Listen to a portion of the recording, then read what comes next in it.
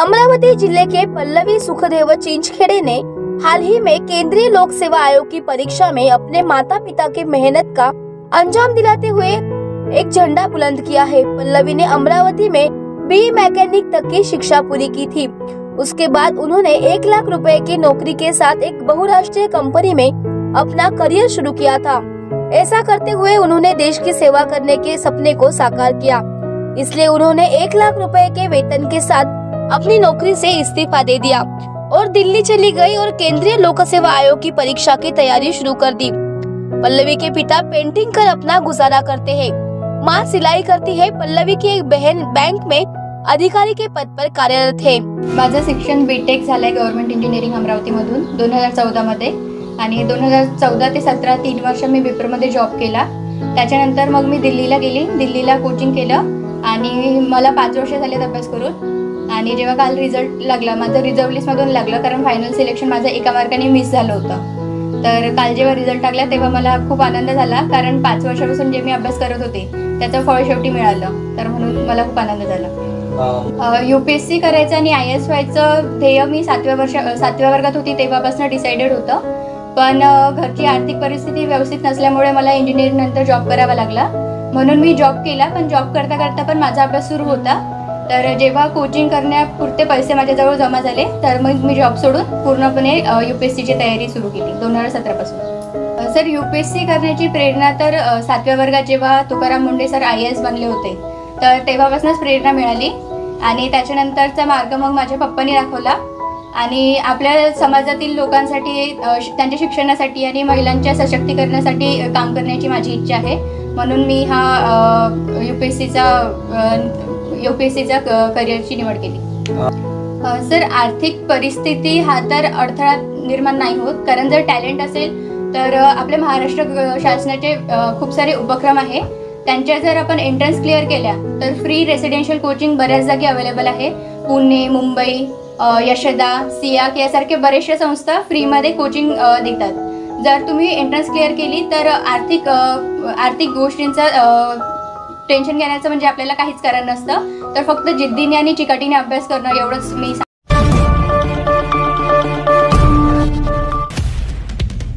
Gadchiroli police ने नक्सलियों द्वारा दफनाए गए कुकर बम और अन्य विस्फोटक सामग्री को जब्त कर लिया है।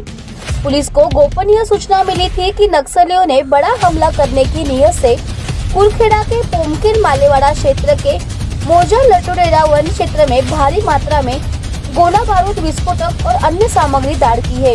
इस सूचना के आधार पर गढ़चिरौली स्पेशल मिशन टीम ने और बीडीडीएस दस्ते के जवानों ने नक्सल विरोधी अभियान को अंजाम दिया। इस ऑपरेशन के दौरान जवानों को संदिग्ध जगह में छुपा हुआ विस्फोटक और अन्य सामग्री बरामद करने में सफलता मिली है। पुलिस ने नक्सली सामग्री सहित 2 जिंदा कुकर, 2 स्लेम और 1 पिस्टल, 2 तार बंडल और 1 जर्मन पानी की टंकी को जब्त किया है। मौके पर मिली सामग्री पर कानूनी कार्रवाई की गई है। बीडीडीएस की टीम ने पूरी सतर्कता के साथ मौके पर ही विस्फोटकों से लदे 2 कुकर और 2 क्लेमर को मौके पर ही नष्ट कर दिया। अन्य सामग्री गढ़चिरौली लाई जाती है। आगे की कार्रवाई गढ़चिरौली पुलिस बल द्वारा की जा रही है।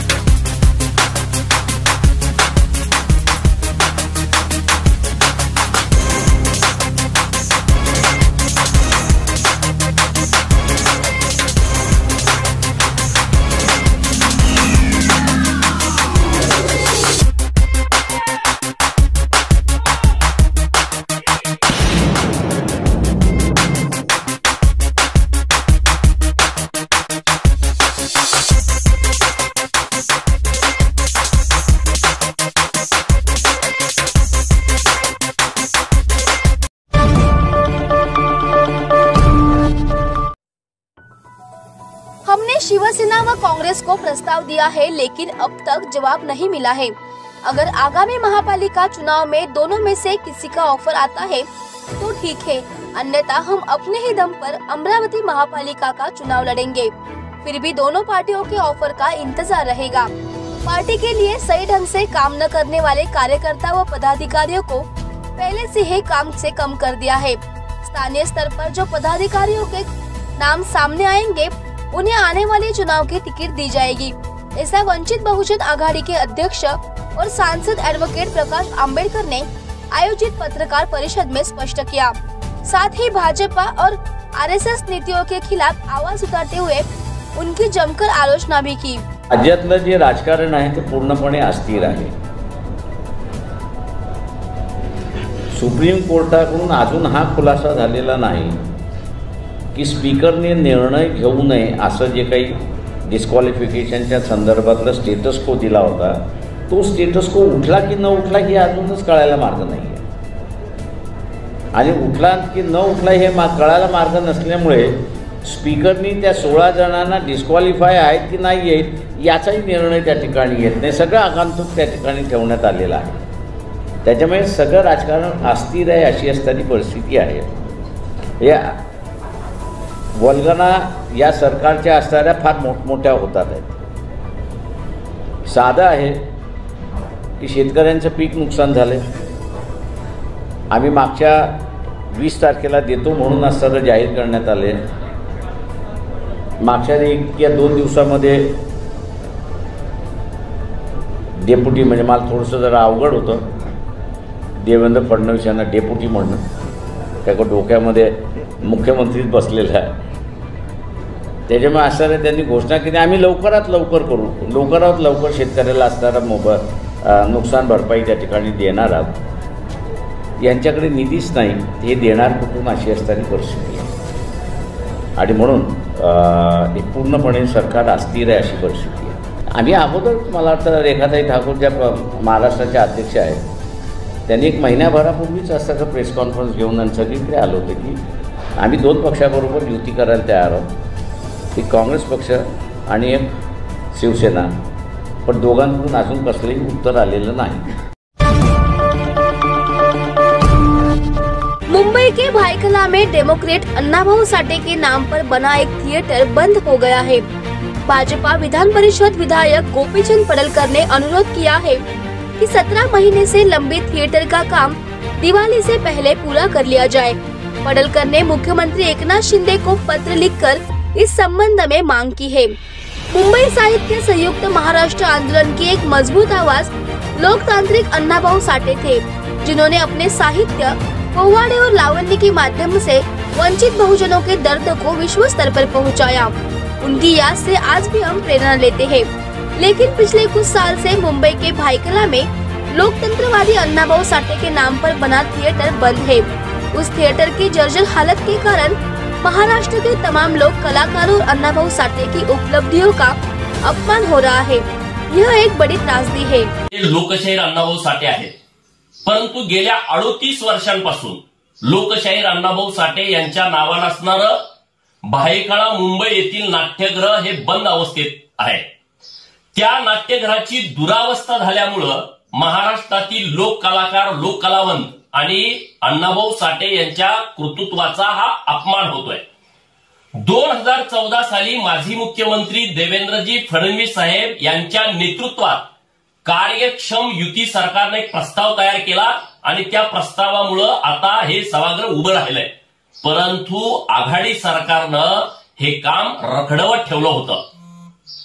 आता बहुजन हिताचा विचार करणारं सरकार राज्यामध्ये आलंय, कार्यक्षम सरकार सत्तेमध्ये आलंय आणि नुकतंच मागच्या काही दिवसामध्ये माननीय उपमुख्यमंत्री देवेंद्रजी फडणवीस साहेब यांच्या प्रयत्नामुळे रशियामध्ये अण्णाभाऊ साठे यांच्या पुतळ्याचं अनावरण झालंय। ही महाराष्ट्रातील तमाम जनतेला अभिमानाची गोष्ट आहे। परंतु मुंबई येथे जे सभागृह उद्घाटनाच्या प्रतीक्षेत गेल्या 17 महिन्यापासून रेंगाळत आहे, मी आपल्याला हात जोडून विनंती करतो की दिवाळीच्या अगोदर हे काम आपण मार्गी लावावं आणि महाराष्ट्रातील प्रेक्षकांच्यासाठी हे नाट्यगृह खुलं करावं, हीच माननीय लोकशाहीर अण्णाभाऊ साठे यांचा गौरव करणारी आपली कृती असेल।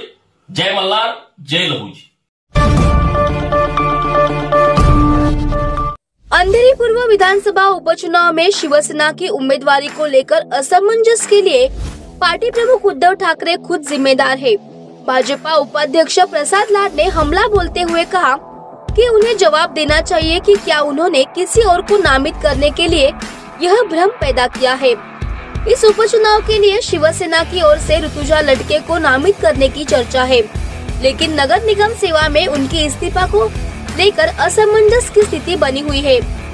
इससे उद्धव समूह के शिंदे फडणवीस प्रशासन और नगर प्रशासन को जिम्मेदार ठहराया है। उनका जवाब देते हुए लाड ने उपरोक्त आलोचना की है। उद्धव को हर बार कुछ भी होने पर बीजेपी या फडणवीस शिंदे सरकार को दोष देना बंद कर देना चाहिए। मूल रूप से ऋतुजा लटके को देर से टिकट देने की शिवसेना की साजिश है। लाड ने यह भी बताया कि यही कारण है कि नेतृत्व में मतभेद सामने आ रहे हैं। ऋतुजा लटके वहिनींच्या निवडणुकीच्या उमेदवारीच्या बाबतीत शिवसेना उद्धव बाळासाहेब ठाकरे हे दिशाभूल करण्याचा प्रयत्न शिवसैनिकांचा आणि तमाम जनतेचा करण्याचा प्रयत्न करतात। माझे ह्या माध्यमातून 2 ते 3 प्रश्न माननीय उद्धवजींना आहेत की प्रथमतः जर ऋतुजा वहिनींना तिकीट द्यायची होती तर तिकीट देण्यासाठी एवढा उशीर का केला याचं उत्तर शिवसेनेच्या नेतृत्वाने द्यावं। शिवसेनेच्या नेतृत्वामध्ये उमेदवारी देण्यावर असलेले मतभेद हे यावरून निश्चित होतात। महापालिकेमध्ये सातत्याने 25 वर्ष सत्ता असल्यानंतर महापालिकेचे नियम काय आणि महापालिका कशा पद्धतीमध्ये चालते हे आम्ही त्यांना सांगायची गरज नव्हती, परंतु तरी देखील मुद्दामून उशीर करून त्यांना राजीनामा द्यायला उशीर करायला लावला। 2 वेगवेगळे राजीनामे द्यायला लावले। ह्यामध्ये कोणाचा हात होता, कोणाचं षडयंत्र होतं, कोणाला तिकीट द्यायची होती याचं उत्तर देखील उद्धवजींनी दिलं पाहिजे असं माझं स्पष्ट मत आहे। त्यामुळे प्रत्येक वेळेला कुठलीही गोष्ट घडल्यानंतर भारतीय जनता पार्टीवरती किंवा एकनाथ शिंदे आणि देवेंद्र फडणवीस यांच्या सरकारवरती आरोप प्रत्यारोप करणं शिवसेना उद्धव बाळासाहेब ठाकरे यांनी बंद केलं पाहिजे। मला वाटतं की यामध्ये शिवसेनेचंच षडयंत्र आहे, कटकारस्थान आहे। आपल्या कार्यकर्त्यांना कुठेतरी डावलायचं, आपल्या जवळच्या कार्यकर्त्यांवरती अन्याय करायचा हे वेळोवेळी होतं। म्हणून हे जे नाट्य घडलं, हे जे गंडांतर घडलं हे त्यामुळेच घडलं आणि मला वाटतं की अशा प्रकारे उद्धव ठाकरेच ह्या निवडणुकीच्या उमेदवारीला न देणं, लटके वहिनींना न देणं यासाठी जिम्मेदार आहेत असं माझं स्पष्ट। मराल नागपुर में रात 8:30 बजे अचानक 2 साल का तेंदुआ घर में घुस गया तो घर के लोग दहशत में आ गए। अचानक हुई इस घटना से घर में लोगों में दहशत का माहौल है। वालवा तालुका के मरालनाथपुर गांव के पश्चिम में डोंगरची रंग के मलदानवर्ती निवासी बालासाहेब किसान हजारे के घर में यह घटना घटी। लोग दहशत में आ गए हैं और एक बिल्ली ने बेधड़क बारिश में घर में प्रवेश किया। रात करीब 8:30 बजे घर के सभी लोग अपने अपने काम में व्यस्त थे। तेंदुआ सवज को पकड़ने के इरादे से बिल्ली का पीछा करते हुए घर में घुसा। हजारे परिवार के सभी सदस्य घर में खाना खा रहे थे। अचानक एक तेंदुआ घर के एक कमरे में घुस गया। यह महसूस करने के बाद कि तेंदुआ घर घुस गया है, घर के सभी सदस्य बाहर भागने लगे। भयभीत हजारे ने उस समय कमरे को बाहर से बंद कर दिया जहां तेंदुआ घुसा था। कुछ सदस्य भाग गए। तेंदुआ के घर में घुसने के बाद बगल के कमरे में एक बूढ़ी औरत और एक छोटी बच्ची थी। दोनों अभी भी कमरे में दहशत की स्थिति में थे। तेंदुआ घर में घुसा तो चीख पुकार मच गई। माझे नाव प्रथमेश हजारे। सुमारे 7च्या आसपास त्या घरामध्ये आला। मी खाली बसलो होतो तेव्हा अंगावरून उडी मारून आतल्या किचनमध्ये गेला। किचनमध्ये मी आणि माझी आई जेवण करत होती। मी तिथे बसलो होतो। तो उड्या मारायला लागला। मी आईला कसं तर मग किचनमधून बाहेर काढले। बाहेर काढल्यानंतर तो बाहेर हॉलमध्ये इकडून तिकडून नाचायला लागला। त्यानंतर आजी काका काकी या सगळ्यांना बाहेर काढलं आणि दोन्ही दरवाजा लावून पॅक केलं। दरवाजे बंद केल्यानंतर आम्ही प्रथम शहाजी खंडागळे हे वन विभागाच्या आमच्या असल्यामुळे त्यांना आम्ही कॉल केला। त्यानंतर सुमारे 7:30च्या आसपास ते आले। त्यांच्यानंतर त्यांची टीम आली। त्यांनी सापळा विपळा ही केला, पण त्यांनी काय बिबट्याला पकडलं नाही, त्यांनी इथंच सोडून दिलं। आम्ही आता इथे कायम राहणार असल्यामुळे कोणी परत माघारी येणार नाही कशावनं। आमचं म्हणणं होतं की त्याला इथून कुठेतरी वन फॉरेस्ट खात्यात किंवा वनात नेऊन सोडायला हवं।